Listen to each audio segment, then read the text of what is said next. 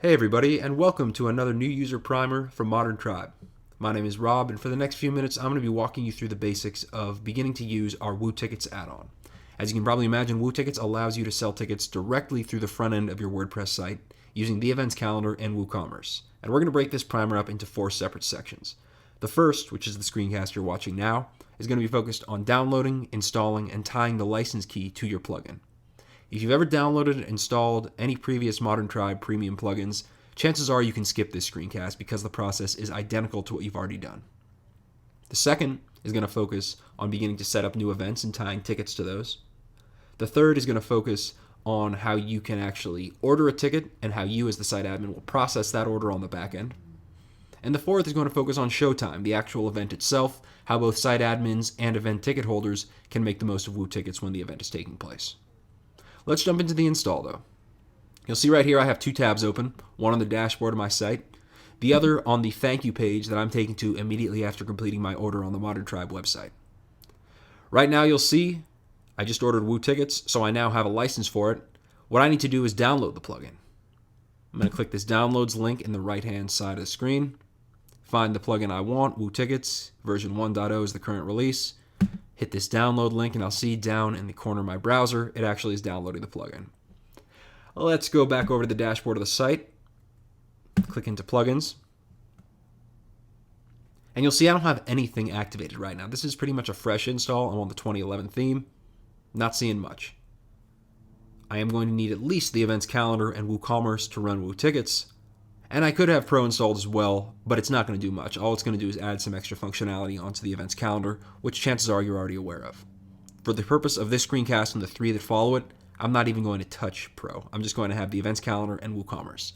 Now it's important that you do have the latest versions. As of today, 1.0 for WooTickets was just released, and it requires at least version 2.0.10 of the events calendar and at least version 1.6.5.2 of WooCommerce. Let's go ahead and install WooTickets. I'm going to go through the basic installation process, find the file on my desktop, install it, and once it's done, hit Activate Plugin. And now we know the activation worked because we see this message, but it's telling us we need to do more. We need to install the latest version of the events calendar and WooCommerce. Luckily, I have those both already. They're just not activated. Let's activate TEC. Let's activate WooCommerce.